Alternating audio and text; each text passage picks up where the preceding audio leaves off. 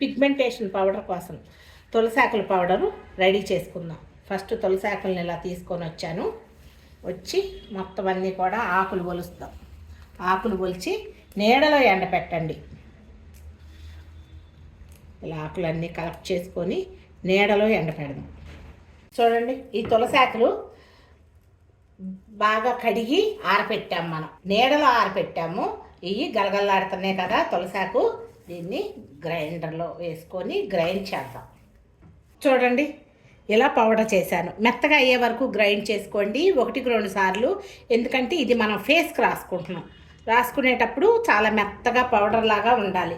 నేను ఫస్ట్ వీలైతే వస్త్రకాయం లేదనంటే ఇట్లా సన్నజాలిలో వేసుకొని ఇలా జల్లిచ్చేయండి. చూడండి, ఈ గసిలాగా ఉండదు, వేయొద్దు, ఇంకా చాలు. చూసారు కదా, ఇది ఉంచేసేయండి, తీసేయండి. ఇంత మెత్తగా పౌడర్ ఎందుకు రావాలి అని అంటే మనం ఇది ఫేస్ ప్యాక్ లాగా వేసుకోం. రోజు రాత్రిపూట పౌడర్ లాగా కొంచెం తీసుకొని పౌడర్ లాగా ఫేస్ అంతా రాస్తాం. సరేనా? తులసాకుని బాగా కడిగి నీడలో ఆరబెట్టి ఆకులు గలగలలాడేటప్పుడు గ్రైండర్లో వేసి నేను ఇలా మెత్తటి పౌడర్ చేశాను. మీరు ఇది ఏం లేదు, కొంచెం పౌడర్ తీసుకోండి.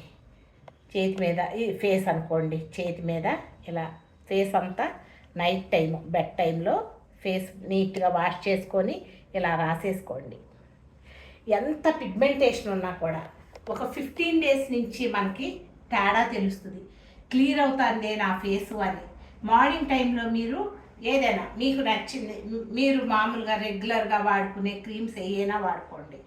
నైట్ టైం మాత్రం ఈ తులసాకు పౌడర్ని రోజు ఫేస్కి పౌడర్ లాగా అప్లై చేసుకోండి. అట్టని ఎక్కువ వద్దు, ముక్కుల్లోకి వెళ్ళిపోతే తుమ్ములు వస్తాయి, ఏం పర్వాలేదు, తులసాకే కాబట్టి. ఇలా రెగ్యులర్గా రాసుకొని మీరు వాష్ చేసుకోవద్దు, అలాగే పడుకోండి. ఒక 15 డేస్ నుంచి మీకు తేడా వస్తుంది. 41 డేస్లో క్లియర్ అయిపోతుంది. అప్పుడు మీకే ఉత్సాహం వస్తుంది అనమాట. అబ్బా, నేను ఇది రోజువారీ ఫేస్కి రాసుకోవాలని. ఎన్నో క్రీములు వాడి ఉంటారు, ఎంతో చేస్తుంటారు కదా.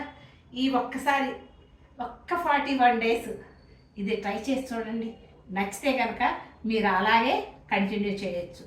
ఒకసారి ఇలా తులసాకు పౌడర్ని చేసుకొని చూడండి. చూసి నాకు తర్వాత కామెంట్ చేయండి ఎలా ఉంది ఏంటి అని. Thank you.